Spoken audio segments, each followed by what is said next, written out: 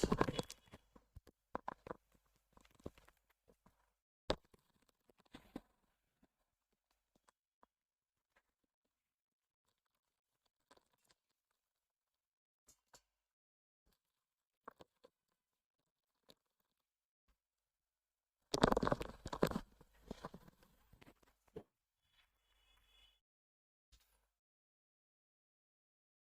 good morning to all dear Darshana, Mandeep, Komal and Manju. Very good morning.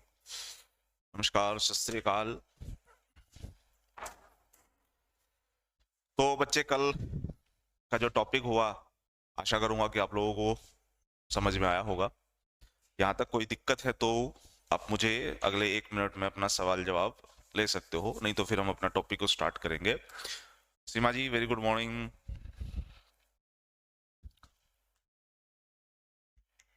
Amarjeet ji, very good morning. Devi Ugha ji, very good morning. Saroj Bala ji, ओम ओम।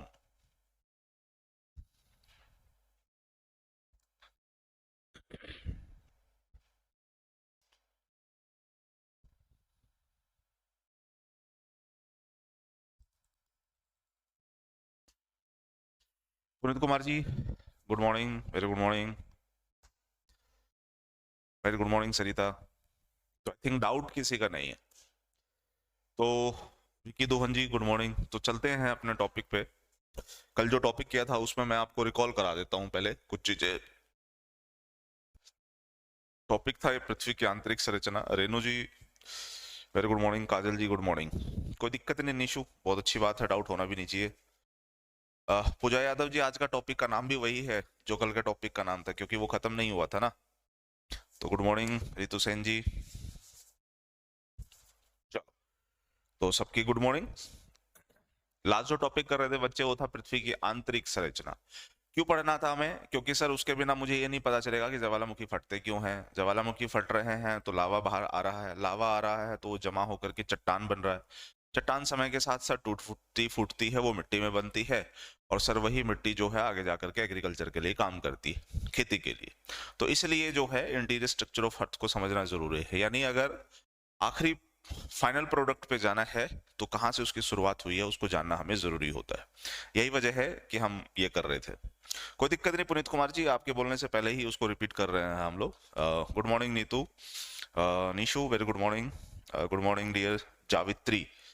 अ, जी Nishu ji, very good morning. बिल्कुल बिल्कुल। Sagar ji, very good morning. तो हम 3 चीजें पढ़ते हैं, क्रस्ट, मेंटल, कोर। और ये क्रस्ट मेंटल कोर किसी न किसी चीज से तो बने ही होंगे ना। आपने इस पूरे के पूरे को क्रस्ट क्यों नहीं कहा? आपने पूरे के पूरे को मेंटल क्यों नहीं कहा? आपने पूरी पृथ्वी को के इस पोर्शंस को आपने क्रोड क्यों नहीं कहा? आप किसी एक हिस्से को ही भूप्रपटी क्यों कहते हैं? क्योंकि वो हिस्सा दूसरे हिस्से से अलग होगा और दूसरा हिस्सा तीसरे से अलग होगा, इसलिए नाम अलग अलग है। सिंपल सी बात है। भाई मेरा नाम जो है, अब आप देखिएगा कि भाई अपने बॉडी के अंदर कई पार्ट्स होते हैं जो अपनी बॉडी को चलाते हैं। हाथ, पाँव, सिर, नाक, कान, सेंसेस होते हैं। लेकिन है ना, नाम बेशक अलग अलग हैं, लेकिन इन सबको मैंने कंबाइंड कर दिया है एक नाम से, यानी मैं मेरे नाम से, कि भाई ये रोहन है और ये रोहन का फिजिक है। उसी तरीके से इसको पूरा ये बोल दो यार, ये तो पूरा का पूरा भूपरपट्टी है ना, क्योंकि उसका स्ट्रक्चर अलग है, वो चीज अलग है, उसका फंक्शन अलग है, वो काम अलग करती है, इसलिए तो नाम अलग देना पड़ेगा। हाथ का काम जो है वो आंख का काम थोड़ी है, और आंख का काम जो है वो हाथ का काम थोड़ी है। आप समझ रहे हैं इस बात को? तो इसीलिए सर सियाल, सीमा और नीफे, ये केमिकल कंपोजिशन, रासायनिक रूप से जो इनकी संगठना हुई है, इसकी वजह से हमने इनका नाम अलग अलग दिए हैं। तो भूपरपट्टी, परिवार और कोर। नीचे जाते वक्त हमें जाना पड़ेगा लगभग 6400 किलोमीटर, जिसमें 0 से 30, 30 से 2900 और 2900 से 6371 किलोमीटर तक का जो एरिया होता था वो करोड़ तक का जाता था। हमें पता है कि जितना ऊपर से नीचे जाओगे दबाव बढ़ेगा, दबाव बढ़ेगा तो डेंसिटी बढ़ेगी, इसलिए सबसे ज्यादा डेंसिटी किसकी है? कोर की। उसके बाद दबाव बढ़ेगा तो तापमान भी बढ़ेगा। तापमान कितना है? 6000 डिग्री सेल्सियस। इस तापमान के ऊपर हमने बात की कि नीचे जब हम जा रहे हैं बच्चे, तो 32 मीटर पर 1 डिग्री सेल्सियस तापमान बढ़ रहा था। क्यों बढ़ रहा था? क्योंकि ऊपर रेडियो सक्रिय पदार्थ सर बहुत ज्यादा हैं जो कि एनर्जी को एमिट कर रहे होते हैं, तो इस वजह से यहाँ टेम्परेचर बढ़ रहा है। लेकिन इस लॉजिक से हमारा टेम्परेचर 100 किलोमीटर तक 3000 डिग्री सेल्सियस होता है, लेकिन जब ज्वालामुखी फटते हैं, जब लावा बाहर आता है, वो हमने एस्थेनोस्फेयर कल पढ़ा था, जो पिघली हुई अवस्था में है सेमी सॉलिड फॉर्म में, वो ऊपर की तरफ आ रही होती है। उसका तापमान जब हम देखते हैं तो लगभग 1200 डिग्री सेल्सियस है, जो 100 किलोमीटर के नीचे से आ रहा है। तो इससे हमें एक चीज समझ में आती है कि उसका तापमान अगर 1200 डिग्री सेल्सियस है, 100 किलोमीटर पे हमारे लॉजिक के हिसाब से 3000 डिग्री होना चाहिए था। तो इसका मतलब यह है कि रेडियो सक्रिय पदार्थ हर जगह समान रूप से नहीं पाए जाते, ऊपर की तरफ ज्यादा पाए जाते हैं, इसलिए वहां पर तापमान आपको ज्यादा देखने को मिलेगा। नीचे तरफ आते आते पर किलोमीटर पर 12 डिग्री सेल्सियस, और नीचे आते आते पर किलोमीटर पे 0.6 डिग्री सेल्सियस टेम्परेचर ही बढ़ रहा होता है। तो ये है कहानी आपकी और हमारे टॉपिक के। उसके बाद हमने देखा कि जो क्रस्ट पढ़ते हैं हम लोग, क्रस्ट के दो हिस्से हैं, क्योंकि इस पृथ्वी पे दो ही चीज दिखेगी, या तो जमीन दिखेगा या पानी दिखेगा। 71% पानी है सर, 29% जमीनी हिस्सा है। जो जमीनी हिस्सा है उसे आप महाद्वीपीय हिस्सा बोल लीजिए या महाद्वीपीय भूपर्वतीय बोल लीजिए, इंग्लिश में कॉन्टिनेंटल क्रस्ट बोल देते हैं। जो पानी वाला हिस्सा उसे आप लोग ओशियानिक क्रस्ट बोल लीजिए, महासागरीय भूपर्वतीय बोल लीजिए। अब ये किसी पे तो टिके ही होंगे। तो जो क्रस्ट है, क्रस्ट के दो हिस्से हैं। जो ऊपरी हिस्सा है उस पे आपको जमीन और पानी दिख रहा है, जो नीचे हिस्सा दिख रहा है आपको देख रहे हो, यहाँ पर भी सॉलिड है, ये भी सॉलिड है, लेकिन इसकी जो थिकनेस है, इसकी जो चौड़ाई है, इसके मुकाबले ज्यादा है, इसकी कम है, लेकिन इस पे प्रेशर ज्यादा होने की वजह से इसकी डेंसिटी ज्यादा है। तो महासागरीय भूपर्वतीय की डेंसिटी जो है ज्यादा होती थी, उसकी कम होती थी। ये जो निचला हिस्सा है भूपर्वतीय का, जिसके ऊपर टिका हुआ है, इसको हम लोगों ने क्या नाम दिया था? एस्थेनोस्फेयर, यानी दुर्बल मंडल। इस दुर्बल मंडल के कंटेक्ट में जो चीज है उसी को हम लोग एक नाम दे देते हैं, वो है प्लेट्स। आगे जाकर के प्लेट विवर्तनिकी सिद्धांत भी हम सीखेंगे। फिर हमने क्रस्ट, मेंटल और कोर की इस तरीके से 3 वेरिएशन निकाल दी। क्रस्ट के 2 हिस्से बनाए, मेंटल के 2 हिस्से बनाए और कोर के 2 हिस्से बनाए। जब हम नीचे की तरफ जा रहे होते हैं, जब तापमान बढ़ रहा होता है, तो यहाँ की जो रॉक्स होती है उस तापमान को सहन नहीं कर पाती और वो मेल्ट हो जाती है। मेल्ट हो गई, इसलिए इसको हम लोग दुर्बल मंडल कहते हैं, क्योंकि अगर ये मेल्ट होगी तो ये सेमी सॉलिड है, ये सॉलिड है। इसमें ठोस क्या है? ठोस तो ऊपर वाला हिस्सा है ना, ये तो सेमी सॉलिड हो गया, यानी ये वाला हिस्सा ऊपर वाले हिस्से के मुकाबले क्या है? कमजोर है। लेकिन ऊपर वाले हिस्से ने इस हिस्से के ऊपर क्या बना रखा है? दबाव। जब ये हिस्सा टूटेगा, जब ये हिस्सा टूटेगा, तो टूटने की वजह से जो है ये लावा बाहर की तरफ आएगा। जब ये हिस्सा टूटेगा तो टूटने की वजह से ये लावा जो है अच्छा, लावा और मैग्मा दो चीजें होती है। जब तक धरती के अंदर ये है तब तक तो इसे कहेंगे मैग्मा, लेकिन वही जब ये फट करके बाहर आ जाए ज्वालामुखी के रूप में तो ये लावा हो जाएगा। तो फर्क मैग्मा और लावा के बीच में ये है। तो ये बाहर कब आएगा सर? जब मैंने कल आपको एग्जांपल दिया था स्किन का, स्किन पे कट लग जाए तो ब्लड बाहर आता है, उसी तरीके से यहाँ पर कोई कट लगना चाहिए, वो कट लग गया तो ये बाहर आएगा। और बाहर किस रूप में आएगा? बाहर लिक्विड रूप में आएगा। मैंने आपको कल समझाया कि बेटा ये है तो यहाँ पर सेमी सॉलिड, लेकिन बाहर आ रहा है ये लिक्विड फॉर्म में। ऐसा क्यों? क्योंकि सर जिस दबाव ने इसे सेमी सॉलिड में बना रखा है, जब वो दबाव हट जाता है तो वही सेमी सॉलिड किस में बदल जाता है? लिक्विड में। क्योंकि याद कीजिए नीचे आते वक्त प्रेशर बढ़ रहा था ना, तो प्रेशर ने ही उसको लिक्विड नहीं होने दिया, उसे सेमी सॉलिड रखा है। लेकिन अगर वो प्रेशर हट गया जिसकी वजह से वो सेमी सॉलिड था, तो प्रेशर हटते ही क्या आ जाएगा? वो लिक्विड में चेंज हो जाएगा। कहानी खत्म। नीचे की तरफ आए थे तो मेंटल के 2 हिस्से देखे थे और फिर कोर में। तो देखिए जब हम आएंगे तो कोर का जो ऊपरी हिस्सा है वो हमें लिक्विड फॉर्म में मिला। ऐसा क्यों? क्योंकि जो मैग्नीशियम है सर, उसका तापमान जो है मेल्टिंग पॉइंट वो ज्यादा होता है, नीचे वाले का मैग्नेट मेल्टिंग पॉइंट उतना ज्यादा नहीं होता। इसी वजह से उस सेम टेम्परेचर पे मैग्नीशियम नहीं पिघलता, लेकिन लिक्विड का जो अपर हिस्सा है, सॉरी कोर का जो अपर हिस्सा है वो पिघल जाता है। तो ये एक कहानी थी इसके लिक्विड फॉर्म में होने की। और पूरी तरह से लिक्विड नहीं मिलेगा, ये गाढ़ा मिलेगा। क्यों? क्योंकि दबाव तो इस पे भी है, और निचले वाले हिस्से पे सर ज्यादा दबाव होने की वजह से वो लिक्विड लिक्विड ना बन करके वो सॉलिड ही रह जाता है। यहां तक की कहानी थी मेरी कल की। आज हम इससे आगे चलेंगे। जी निशु जी, हो गया बच्चे? Very good morning, very good morning Sagar ji. Okay चलो बढ़े आगे अब यहाँ से। मुझे नहीं लगता कि अब यहाँ से किसी तरह की दिक्कत हो। ओके, यहाँ पर मैंने आपको फिर बताया कि भैया एक डेंसिटी पढ़ते हैं हम लोग कि बताइए पृथ्वी का औसत घनत्व कितना है। तो हम क्या देखते हैं? सबका अपना अपना घनत्व है। इस घनत्व की वजह से ही औसत घनत्व हमने ले लिया 5.5 ग्राम। इसमें हमने ज्योग्राफी अप्लाई करनी है, पॉलिटी या मैथ या हिस्ट्री कुछ भी नहीं, इसमें सिर्फ ज्योग्राफी अप्लाई होगी। क्रस्ट मेंटल कोर में जिसका आयतन सबसे ज्यादा होगा, जो हमें किसका मिलता है? मेंटल का। तो मेंटल का आयतन, सॉरी मेंटल के लोअर हिस्से का जो आयतन है, सॉरी उस आयतन की वजह से जो उसकी डेंसिटी है उसी को सर औसत मान लिया जाता है। तो 5.5 ग्राम पर क्यूबिक सेंटीमीटर जो है पृथ्वी का औसत घनत्व है। कहानी समझ में आ गई? आ गई सर। अब मैं आगे बढ़ूंगा बेटा। आप देखिए क्रस्ट और मेंटल, क्रस्ट और मेंटल के बीच में इसको हम ले लेते हैं,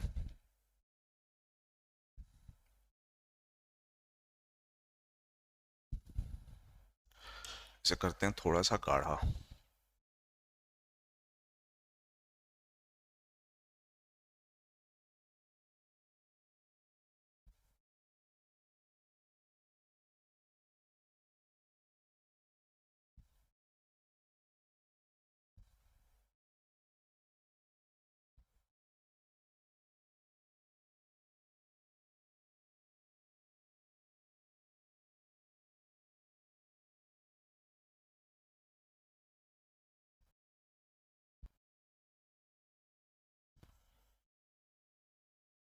ये देखो क्रस्ट और मेंटल के बीच में एक हिस्सा बनाओ जो मैं ग्रीन बना रहा हूं।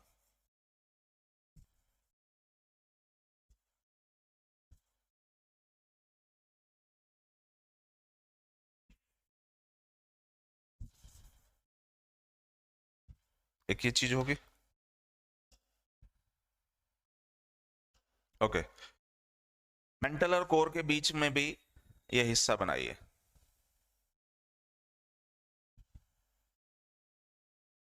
तो ये एक ग्रीन हिस्सा है बेटा, और ये भी आप एक ग्रीन हिस्सा बनाइए। अब ये ग्रीन हिस्सा क्यों बनाया हमने? पहली कहानी हमारी भाई, ग्रीन हिस्सा बनाने के पीछे की क्या कहानी है?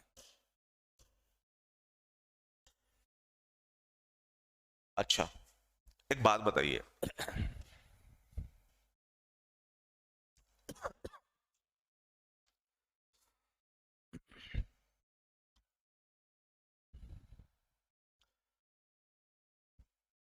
जो हमें पृथ्वी के आंतरिक जानकारी मिल रही है वो कैसे मिल रही है? पहले तो मुझे बताओ। क्योंकि इंसान जो है, आप और मैं जो है, सिर्फ और सिर्फ 12 किलोमीटर नीचे जा पाए, जमीन के सिर्फ 12 किलोमीटर नीचे जा पाया है इंसान। और वो भी खुद नहीं, ड्रिलिंग से। हमने ड्रिल किए हैं, जब भाई बड़ी बड़ी मशीन डालते हैं ना तो पेट्रोल पेट्रोल निकालना होता है, तो हमने ड्रिल किया है, ड्रिल करके हम पहुंचे हैं 12 किलोमीटर तक। और 12 किलोमीटर तक जो हमें डाटा मिलता है, एक तो वो, और प्लस सर जमीन के ऊपर ये जो ज्वालामुखी पर्वत होते हैं जो फट रहे होते हैं, लावा बाहर आ रहा होता है सर, एक ये, तो ये जो लावा है और जो हमने ड्रिल किया सर, इससे हमें कुछ ना कुछ डाटा मिलता है। बोलो हाँ या ना? और सर ये जो डाटा है, इसी डाटा को जब प्रोसेस किया जाता है, इन आंकड़ों को जब प्रोसेस किया जाता है, तो हमारे कुछ पॉइंट्स बाहर निकल करके आते हैं, कुछ मुख्य बिंदु बाहर निकल करके आते हैं कि ऐसा कुछ होगा। अब देखो, ऐसा कुछ होगा, अभी हमें नहीं पता कि ऐसा होगा है, होता ही है क्या, लेकिन ऐसा कुछ होगा। और क्योंकि सर वो मुख्य बिंदु जो हैं वो लगभग लगभग सारे सवालों का जवाब दे देते हैं, इसलिए माना जाता है कि लगभग ऐसा ही होगा, और हर कोई मानता है। तो इससे क्या हुआ सर, जब हम पृथ्वी की आंतरिक संरचना के बारे में जानने की कोशिश करेंगे, तो एक तो हमें पता चलेगा कि लावा जो है हमें कुछ बिंदु दे देता है, और साथ साथ जब ये पृथ्वी की मैं बात करूं, तो इस पृथ्वी पे जो भूकंपीय तरंगे होती हैं सर, जब वो नीचे की तरफ जाती हैं, तो भूकंपीय तरंगे नीचे की तरफ जाने की वजह से भी हमें कुछ बिंदु मिल जाते हैं। तो यानी भूकंप जो है वो भी कुछ ना कुछ आइडिया देता है, या ना? अरे, तो भूकंप भी जो है हमें कुछ ना कुछ आइडिया दे रहा होता है।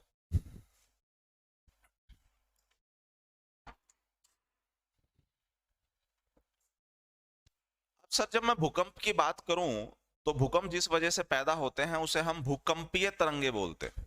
बोलो हाँ या ना? और सर ये जो भूकंपीय तरंगे होती हैं, इसमें हम दो तरह की तरंगे पढ़ते हैं। वैसे तो बेटा तीन तरह की होती है, लेकिन यहाँ हम दो तरह की पढ़ते हैं। एक वो तरंग सर जिसे हम लोग प्राथमिक बोल देते हैं, और एक वो जिसे हम लोग द्वितीयक बोल देते हैं। एक प्राथमिक तरंग है और एक द्वितीयक तरंग है। चलो, प्राथमिक जिसे आप लोग पी वेव भी बोल देते हो, और द्वितीयक जिसे आप लोग एस वेव भी बोल देते हो। समझ में आई कहानी? तो एक पी वेव और एक एस वेव है। आप समझिए, जब पी वेव की बात करें सर, तो पी वेव जो है ना, सॉलिड, लिक्विड और गैस तीनों ही माध्यम से गुजर जाता है, ये हमें पता है। यही पोर्शन दोबारा बच्चे, ये पृथ्वी है, इस पृथ्वी के बारे में हमें आंकड़े कैसे मिलते हैं?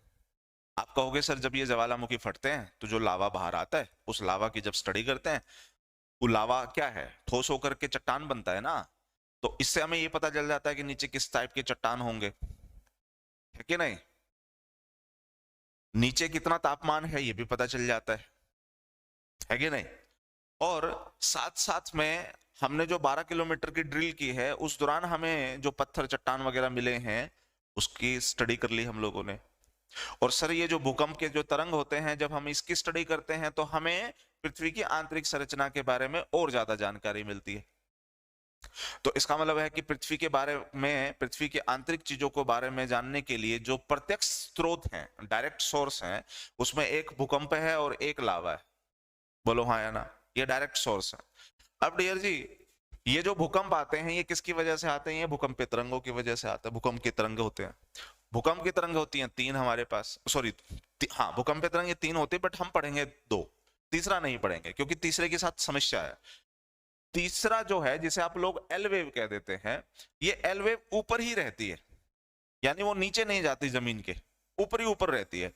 अब जो वेव्स ऊपर ही रहती है, क्या वो पृथ्वी की आंतरिक संरचना के बारे में आइडिया दे सकती है? नो। तो इसलिए हम उसको नहीं पढ़ते, इसे हम कहते हैं एल वेव।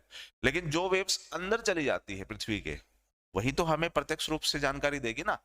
तो इसलिए पी वेव और एस वेव। तो एस वेव जो है, इसकी खासियत ये है कि सिर्फ और सिर्फ सॉलिड मीडियम से ही ये बाहर निकलता है बेटा। तो प्राथमिक तरंग जो है, सॉलिड से लिक्विड से गैस, जब तीनों ही माध्यम में जाती है, चली जाती है, लेकिन आप देखिएगा जब सॉलिड से लिक्विड में जाती है तो उसकी स्पीड कम हो जाती है, लिक्विड से गैस में जाती है तो उसकी स्पीड कम हो जाती है। तो प्राथमिक तरंग की जो स्पीड है, ठोस माध्यम से गैसेस अवस्था तक जाते हुए कम होती जाएगी। लेकिन सर ये जो एस वेव है, एस वेव सिर्फ और सिर्फ सॉलिड या ठोस माध्यम से ही गुजरती है। अगर सामने लिक्विड या गैस हुआ, सामने लिक्विड या गैसेस माध्यम हुआ, तरल या फिर गैस माध्यम हुआ, तो वहां से एस वेव नहीं गुजर पाएगी। तो इससे अगर हमें ये आइडिया लग गया, तो सर इससे एक चीज का और आइडिया लगेगा। वो क्या है? वो है ये,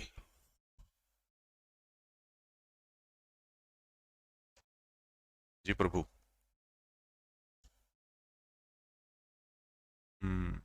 बात तो सर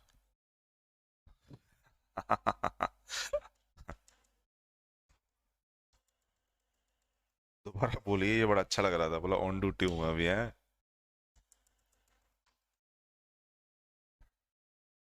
तो कहानी समझ में आ रही है? एक सॉलिड है, लिक्विड है, एक गैस है। नहीं, नहीं सर, ये सॉलिड लिक्विड गैस नहीं है, ये कुछ और है। ये है क्रस्ट, ये है मेंटल,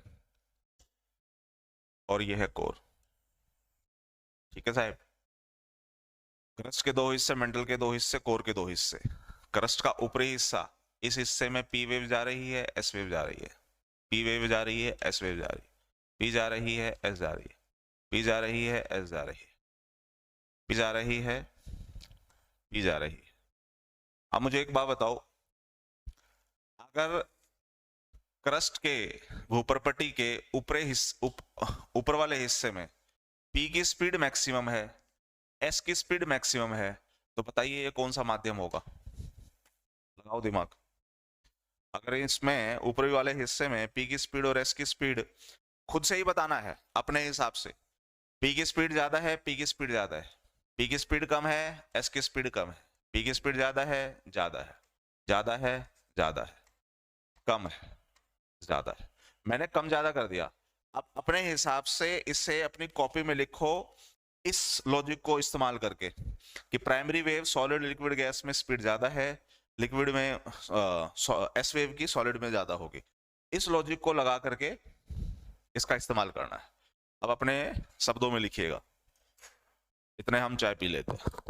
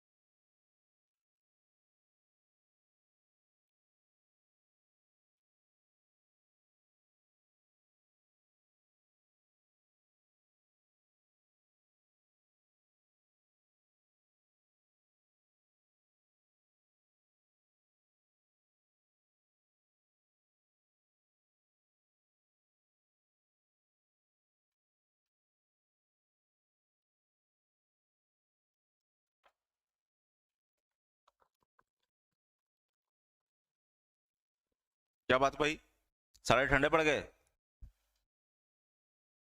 अब देखो, समझो, अगर बेटा पी की स्पीड और एस की स्पीड ज्यादा है तो आपको क्या आइडिया लग रहा है बताओ?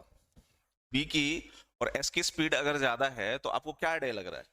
सर, पी की स्पीड ज्यादा तो सॉलिड में होती है, एस की स्पीड मैक्सिमम सॉलिड में होती है, तो इससे मुझे एक चीज पता चल गई कि ये सॉलिड है, ये ठोस है।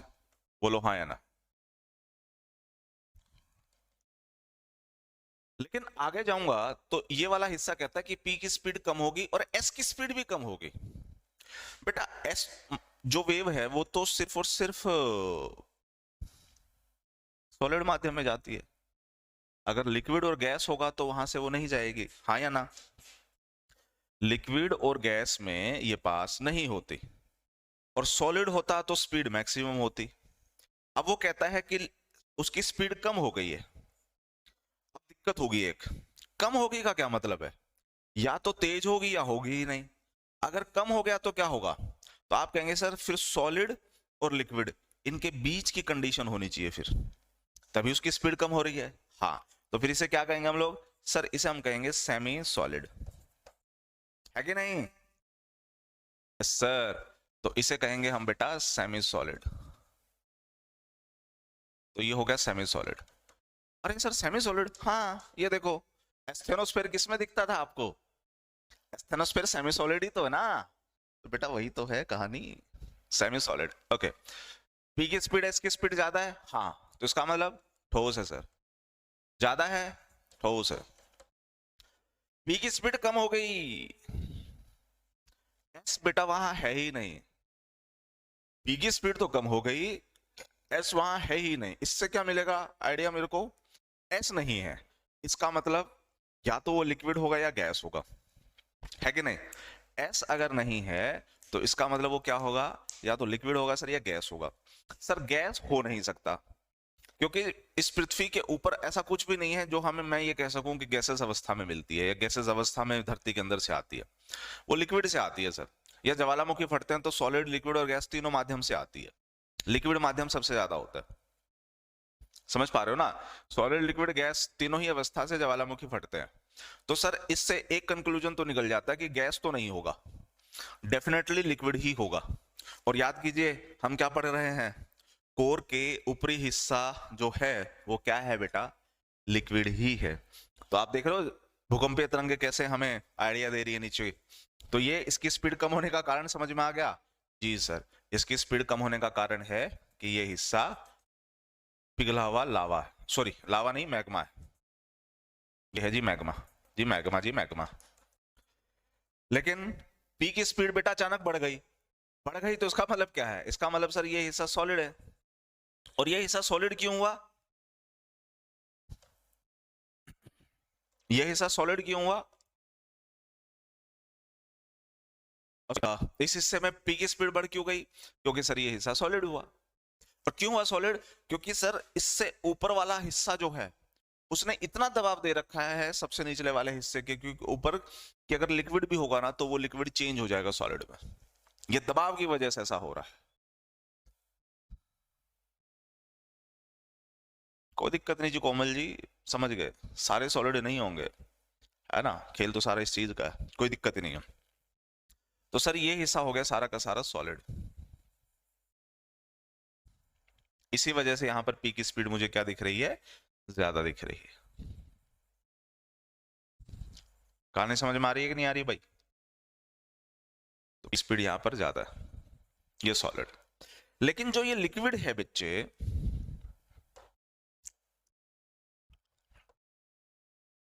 जो ये लिक्विड है कोर का ऊपरी हिस्सा, सर इस लिक्विड में मुझे क्या मिलेगा, निकल प्लस फेरस मिलेगा ना भाई।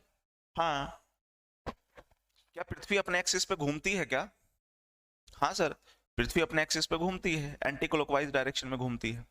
तो एंटी क्लॉकवाइज डायरेक्शन में जब पृथ्वी अपने एक्सिस पे घूमेगी तो क्या कोर का जो ऊपरी हिस्सा जो लिक्विड है पृथ्वी के घूमने के साथ क्या ये कोर का हिस्सा भी घूमेगा क्या, हाँ सर वो भी घूमेगा।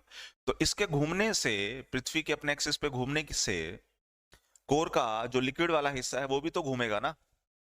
आप एक लोटे के अंदर पानी ले लो और लोटे को घुमा दो, तो लोटे के अंदर जो पानी है वो भी तो घूमेगा ना। हाँ, तो इसका मतलब है कि सर इस पृथ्वी के घूमने से निकल और फेरस जो है इस पृथ्वी के ऊपर एक चीज पैदा करते हैं, और उसको ही आप लोग कहते हैं मैग्नेटिक फील्ड ऑफ अर्थ। इस तरह से पृथ्वी के ऊपर आप लोगों ने पंख बने हुए देखे होंगे, ऐसे बड़े बड़े पंख। जो साइंस स्टूडेंट है वो तो जरूर उन्होंने 11th में फिजिक्स में पढ़ा होगा। सर इनको हम लोग कहते हैं मैग्नेटिक फील्ड, चुंबकीय क्षेत्र।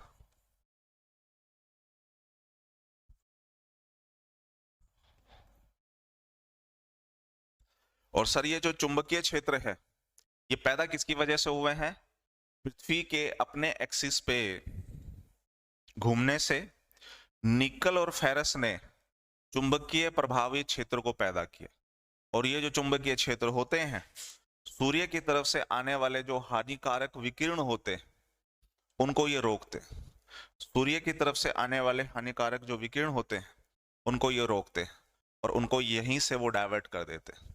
अगर ये विकिरण पृथ्वी के अंदर आ जाएं तो आपके और मेरे लिए जीवन की जो संभावना है वो लगभग खत्म हो जाएगी। तो आप समझिए कि ये मैग्नेटिक फील्ड अगर है तो इसने हमें प्रोटेक्ट कर रखा है, पृथ्वी को बचा रखा है, पृथ्वी को रहने लायक बना रखा है। समझ में आ गई कहानी, चुंबकीय क्षेत्र क्यों बना, और क्योंकि सर निकल और फेरस जो है ये खासकर फेरस की अगर मैं बात करूं तो भारी है, निकल की बात करूं तो भारी है, क्योंकि चुंबकीय क्षेत्र, तो उसका मतलब है कि इनमें चुंबकत्व की प्रॉपर्टीज होगी, मैग्नेटिक प्रॉपर्टीज होगी। हाँ सर, अगर मैग्नेटिक प्रॉपर्टीज है तो यही कारण माना भी जाता है कि पृथ्वी की ग्रेविटी है। पृथ्वी का ग्रेविटी, गुरुत्व का कारण जो माना जाता है वो यही ठोस कंटेंट माने जाते हैं, यही निकल और फेरस माने जाते हैं, यही सॉलिड, यही भारी एलिमेंट्स माने जाते हैं। समझ में आ गई कहानी? जी सर। अब बेटा अगर ये चीज समझ में आ गई तो मैंने क्या कहा था आपको कि क्रस्ट और मेंटल के बीच में एक हरी पट्टी और मेंटल और कोर के बीच में एक हरी पट्टी। ये हरी पट्टी क्या बता रही है? देखो इस फिगर को दोबारा देखो, फिर आपको समझ में आएगा कि हरी पट्टी क्या बता रही है। अगर आप देखोगे क्रस्ट का जो निचला हिस्सा है और मेंटल का जो ऊपरी हिस्सा है, क्रस्ट का निचला हिस्सा, मेंटल का ऊपरी हिस्सा, मेंटल का निचला हिस्सा, कोर का ऊपरी हिस्सा, अगर आप देखोगे यहाँ पे तो एक गड़बड़ देखने को मिल रही है। क्या है सर गड़बड़? बेटा अरे यार बेटा क्या हो रहा है, यहाँ पर पी की स्पीड और एस की स्पीड क्या है? कम है सर। और इसके नीचे देखना पी की स्पीड और एस की स्पीड क्या है? ज्यादा है। तो इसका मतलब है कि पी और एस की स्पीड में अचानक जो परिवर्तन आया, यहाँ कम है ज्यादा है, तो कोई तो ऐसे लाइन होगी ना जिसके बाद स्पीड बढ़ गई है। हाँ सर, तो वो ये ग्रीन लाइन है। क्यों सर इसकी स्पीड क्यों बढ़ी? क्योंकि बेटा दोनों की जो प्रॉपर्टीज है वो चेंज हो गई है। याद कीजिए ये वाला हिस्सा जो है लिक्विड में हुआ करता था, सेमी सॉलिड में, और नीचे वाला हिस्सा सॉलिड में होता था। तो दोनों के जो माध्यम है अलग अलग है कि नहीं? दोनों की डेंसिटी अलग अलग है कि नहीं? है सर। तो इसी वजह से गहराई में आते वक्त अगर माध्यम ठोस हो तो सीधी सी बात है उसकी स्पीड बढ़ेगी। देखो यहाँ की उसकी स्पीड ज्यादा थी, नीचे आते स्पीड कम क्यों होगी? क्योंकि सेमी सॉलिड है सर। लेकिन सेमी सॉलिड से आगे गए सॉलिड, तो सॉलिड होगा तभी तो बढ़ेगी ना स्पीड अचानक से। हाँ, तो क्रमिक परिवर्तन, अचानक परिवर्तन भूकंपीय तरंगों में कहाँ आ रहा है? नीली लाइन पे। अब देखो यहाँ की स्पीड ज्यादा है पी की एस की, लेकिन जैसे ही नीचे आओगे तो लिक्विड है ना, लिक्विड में तो बेटा स्टेट क्या होगा? स्पीड कम हो जाएगी ना, तो स्पीड कम हो गई। ऊपर सॉलिड है नीचे लिक्विड है, तो सीधी सी बात है पी की स्पीड कम होगी। और देखो एस है ही नहीं, क्यों? क्योंकि सर सॉलिड में एस वेव जो है लिक्विड और गैस में जाता ही नहीं है, लिक्विड है इसलिए यहाँ एस वेव पहुंच ही नहीं पाई। तो इस ग्रीन लाइन को फिर कुछ नाम दे दिया गया सर, इस ग्रीन लाइन को नाम दे दिया गया है मोह असंबंधता।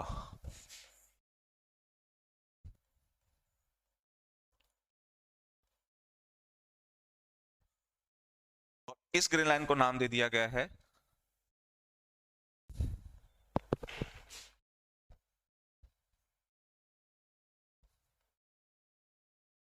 गुटेनबर्ग विशार्ड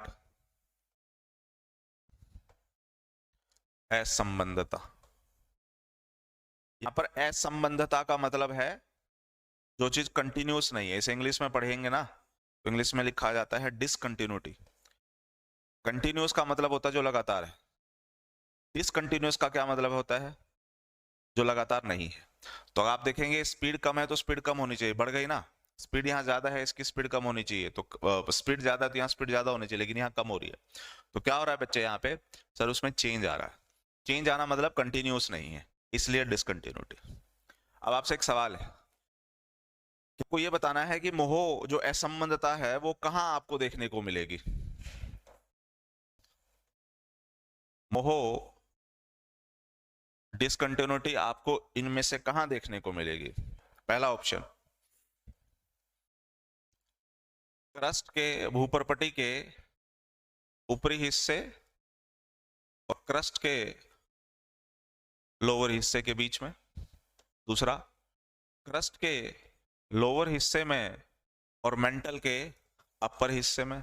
तीसरा मेंटल के लोअर हिस्से में, सॉरी, मेंटल के अपर हिस्से से मेंटल के लोअर हिस्से में। और तीसरा मेंटल के लोअर हिस्से से कोर के अपर हिस्से में। आप बताओ इनमें से क्या आंसर सही है? ग्रुप बी है सर ये हिस्ट्री में गुटनबर्ग। क्लियर कोमल? ऐसे तो बहुत कुछ है। साधुराम जी वेरी गुड मॉर्निंग।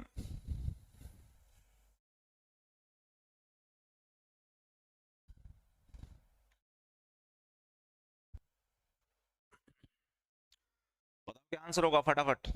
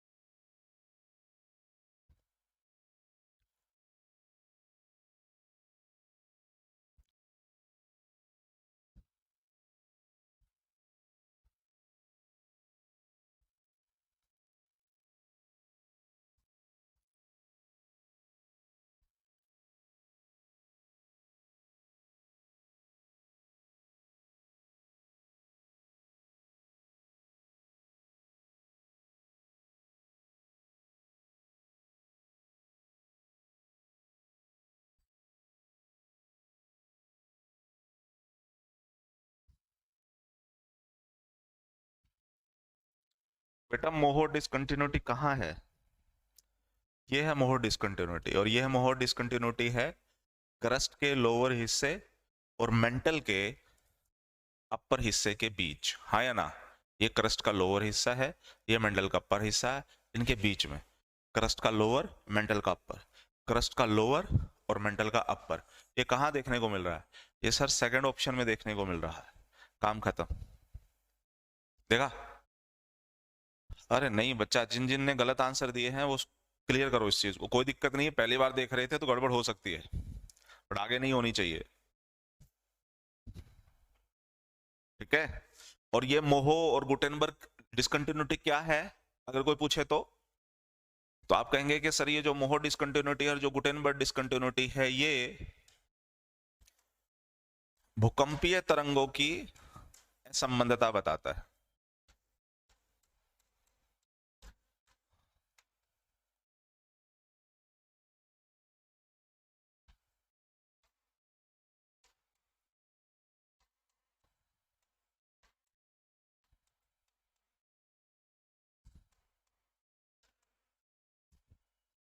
ये भूकंपीय तरंगों की असम्मतता बताता है ना? क्योंकि आप देखोगे तो ऊपर स्पीड कुछ और है, नीचे कुछ और है, नीचे कुछ और है, उसके नीचे कुछ और है।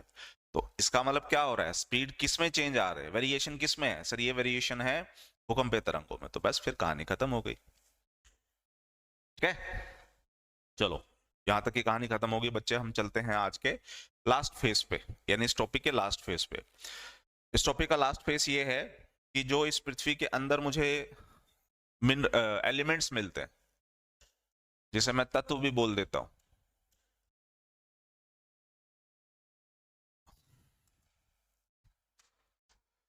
पृथ्वी के अंदर पाए जाने वाले तत्व की बात हो रही है। तो इसमें सर एक तो पृथ्वी का सबसे ऊपरी हिस्सा जिस पे आप और मैं रह रहे हैं, यानी भूपर्पटी, और एक है सर पूरी पृथ्वी। एक तो पूरी पृथ्वी के हिसाब से आप मुझे बता दो कि कौन कौन से एलिमेंट्स आपको सबसे कम और ज्यादा मिलेंगे, और एक पृथ्वी के भूप्रपटी के हिसाब से बता दो जिसमें हम रहते हैं। अब मेंटल में जाकर के हम करेंगे भी क्या भाई? या तो हम पूरी पृथ्वी पे बात करेंगे या हम उस पे बात करेंगे जिस पे हम रहते हैं। अब जिस पे हम रहते ही नहीं है मेंटल पे, तो उस पे फिर बातें क्या करें? इसलिए उसकी बात नहीं चलती। करना चाहें तो कर सकते हैं, बट उस पर बात नहीं चलती, एग्जामिनर सवाल ही नहीं पूछेगा। जब भूप्रपटी पे आओगे तो याद रखना है आपने क्या यहाँ पर पढ़ना है। यहाँ पर पढ़ना है ओजेक। ओजेक से अपना काम क्लियर हो जाएगा, जिसमें ओ का मतलब बच्चे हमारा ऑक्सीजन से है, एस से मतलब सिलिकॉन से है, ए से एल्युमिनियम से है,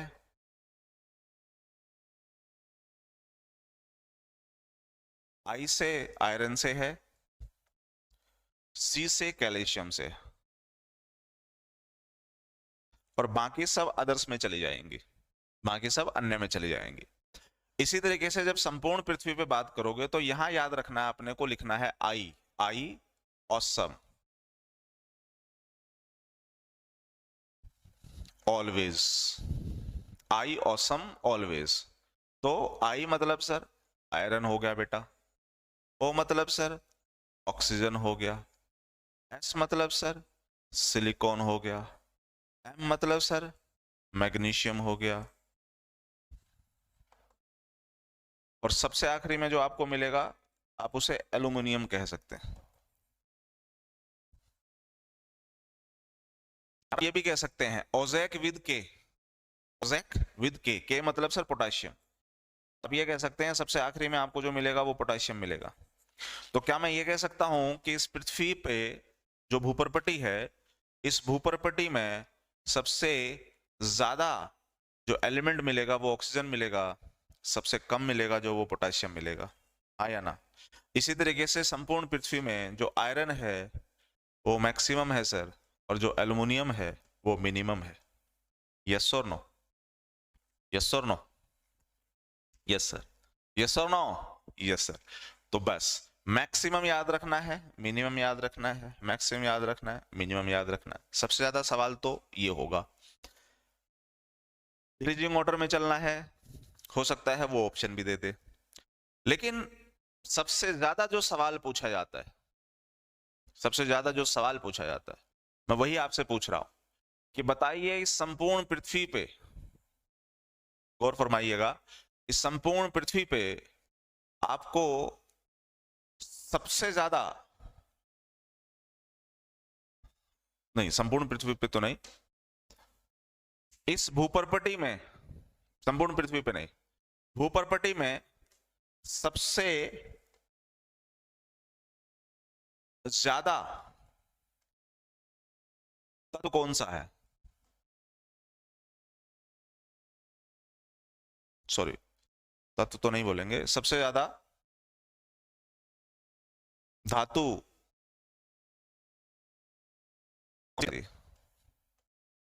बताइए क्या आंसर होगा?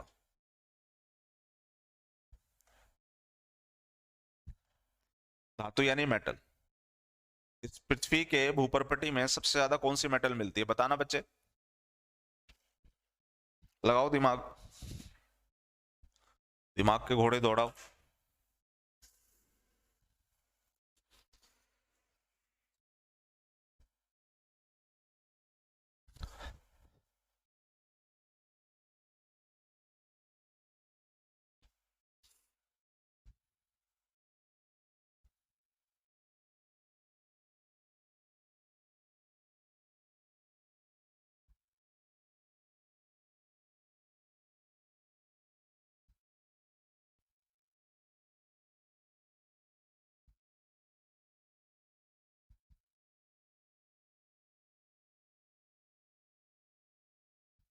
देखा, कुछ बच्चे बड़े समझदार हो गए। सुरेंद्र कुमार, बहुत सही। देखा, कुछ गड़बड़ हो गई ना? सरोज बाला, नीतू जी, कुछ गड़बड़ हो गई।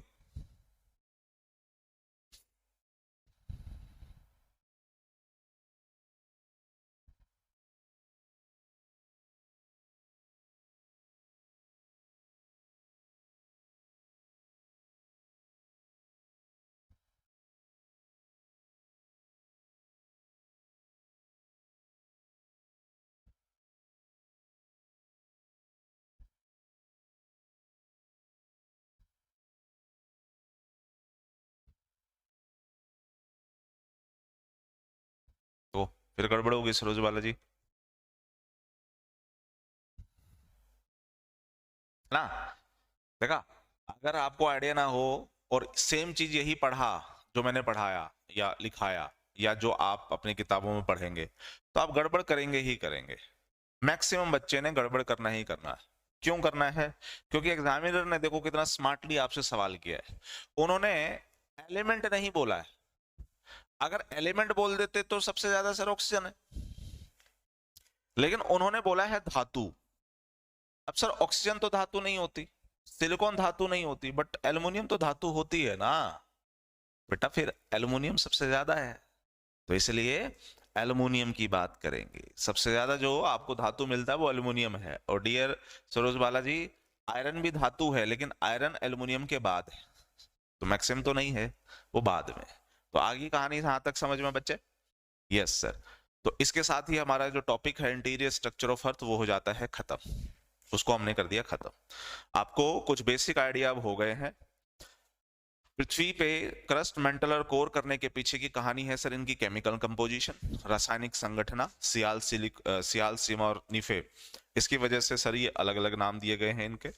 उसके बाद हमने इसकी डेंसिटी पढ़ ली, अलग अलग डेंसिटी है सबकी। उसके बाद हम लोगों ने टेम्परेचर की कहानी पढ़ ली। उसके बाद हमने देखा कि ये जो एस्थेनोस्फेयर और ये जो कोर में लिक्विड मिलता है, ये क्यों मिलता है, क्योंकि किसी किताब में नहीं लिखा होता कि बस उन्होंने लिख दिया कि यहाँ कोर है, यहाँ लिक्विड है और यहाँ सॉलिड है, बस उन्होंने इतना ही लिख दिया। इससे ज्यादा है ना उन्होंने कहानी कुछ बताई नहीं है कि क्यों मिलती है। उसके बाद सर बिल्कुल नीतू जी बिल्कुल गलत है। आपने लिखा है ए का मतलब मैं क्या समझूं? ए का मतलब तो ऑक्सीजन हुआ ना। ऑक्सीजन तो तत्व है बेटा, धातु में तो एल्युमिनियम आएगा ना, तीसरा, थर्ड। चलो, तो उसके बाद हम लोगों ने देखा कि जो पृथ्वी की जो अंदर जो भूकंप तरंग जाती हैं वो पृथ्वी के बारे में भी आइडिया देती हैं। फिर उससे हमें पता चला कि एक ऐसा इलाका है जहां माध्यम बदल रहा है, माध्यम बदलने की वजह से भूकंप की तरंग में भी बदलाव आ जाता है। इस वजह से जो बदलाव ज्यादा आ रहा है, वहीं से मोहोर गुटेनबर्ग विशार्ट असंबद्धता को हम लोगों ने पढ़ा था। और फिर वो किसके किसके बीच में है वो आप लोगों को आइडिया लगाना है, भविष्य में अगर एग्जाम में पूछे तो आप सही आंसर करेंगे। और आखिरी में फिर जो पृथ्वी पे जो तत्व मिलते हैं, एलिमेंट्स मिलते हैं, उसके बारे में हम लोगों ने बात की। क्लियर यहाँ तक की कहानी? अब सर इसके बाद जो हम बढ़ेंगे आगे, वो बढ़ेंगे नेक्स्ट टॉपिक पे। हमारा जो नेक्स्ट टॉपिक होगा वो होगा महाद्वीपीय विस्थापन सिद्धांत पे।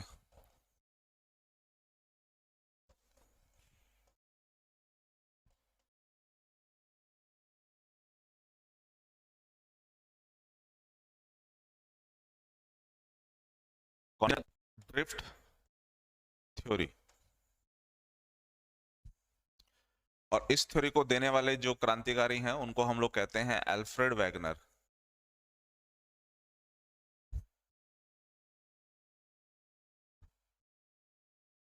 Alfred Wegener.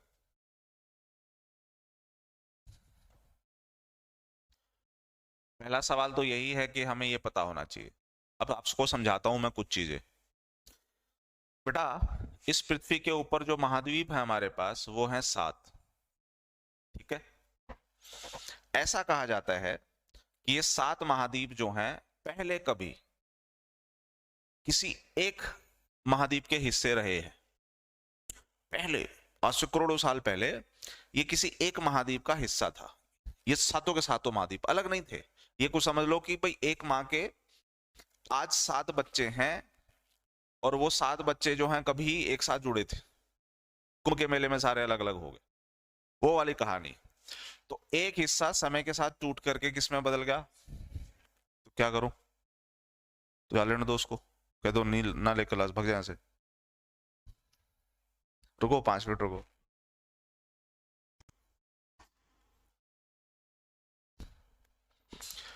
तो उसने कहा कि एक हिस्सा जो आगे जाकर के कितने हिस्सों में टूट गया, 7 हिस्सों में। अब पहला सवाल, ये कैसे पता चला कि ये पहले एक ही थे हिस्से और 7 हिस्सों में टूट गए? पहली चीज। दूसरी चीज, ये जो 7 हिस्सों में टूटे, इसका टूटना क्यों हुआ? ये सवाल आएगा।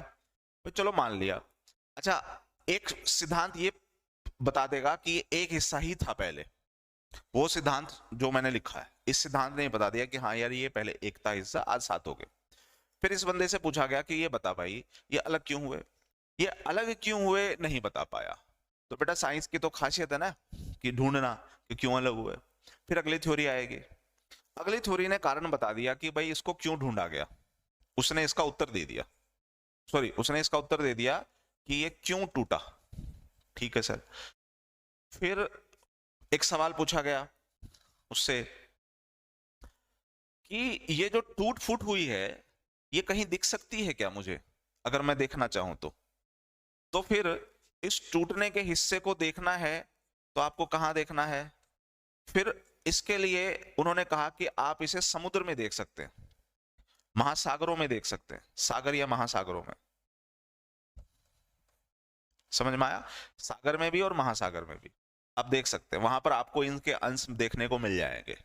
ठीक है। फिर एक सवाल पूछा गया, यार ये बताओ, ये हिस्से जो टूट गए हैं, जो पर्वत वगैरह, जो मतलब आज जो महाद्वीप अलग अलग हुए हैं, इन महाद्वीपों के ऊपर भूकंप क्यों आते हैं? इन महाद्वीपों के ऊपर जो किनारे पे, महाद्वीपों के किनारे जो होते हैं ना, जो समुद्र से लगते हुए किनारे हैं, वहां दुनिया में सबसे ज्यादा ज्वालामुखी क्यों है? समझ पा रहे हो ना? भाई हमने ये तो देख लिया कि ये कहाँ टूटे हुए हैं। फिर सवाल ये आया कि इस पृथ्वी पे भूकंप का कारण क्या है। फिर सवाल ये आया कि अ, महाद्वीपों के किनारों पे, महाद्वीपों के किनारों पर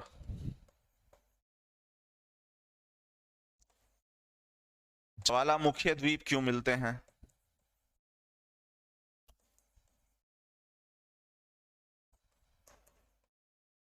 पहला कारण, भूकंप क्यों आते हैं।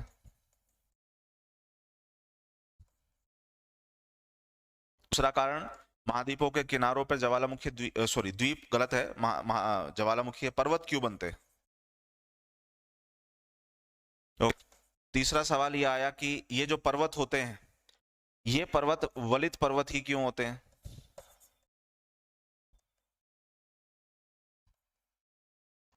आप समझ में आया कि कुछ सवाल जो है वो इन थ्योरी ने नहीं बताया, फिर तो आखिरी की थ्योरी फिर आंसर करेगी। अब समझिएगा आप, जिस थ्योरी ने ये बताया कि 1 से 7 में हुए, वो है आपके सामने महाद्वीपीय विस्थापन सिद्धांत।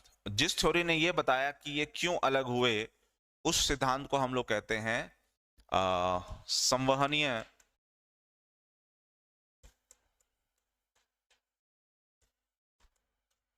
संचरण सिद्धांत। ठीक है। जिसने इसका उत्तर दिया कि ये क्यों टूटे, ठीक है, उत्तर को हम बोलते हैं संवहनीय संचरण सिद्धांत। अच्छा, अगर मुझे देखना है कि ये कहाँ टूट फूट रहे हैं, इसको देखने के लिए जहां हम गए, इससे जो सिद्धांत पैदा हुआ उसे हम कहते हैं समुद्र नितल प्रसरण सिद्धांत, जिसे इंग्लिश में बोला जाता है सी फ्लोर स्प्रेडिंग थ्योरी।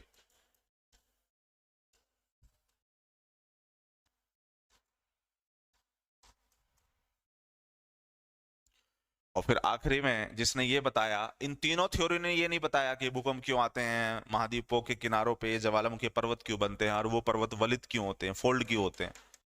तो ये तीनों ही सिद्धांत नहीं बता पाया। तो फिर ये जो आखिरी का पॉइंट है, इसको जिसने बताया उसे हम कहते हैं प्लेट विवर्तनिकी सिद्धांत।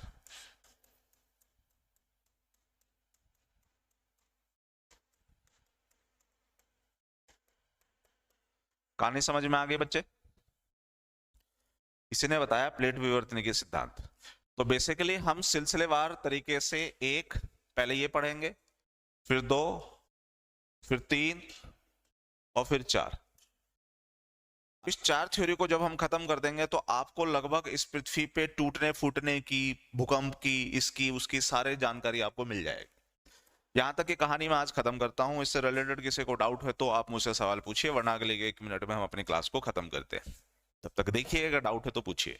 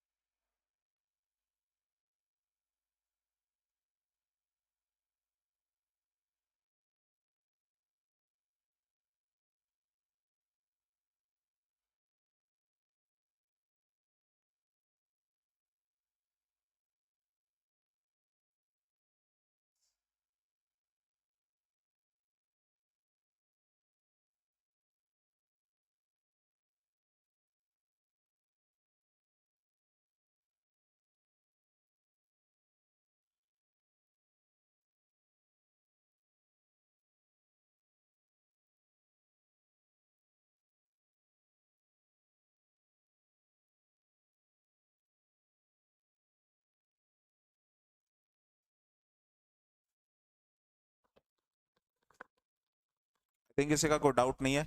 चलो, बाय बाय, 10 विदानियां।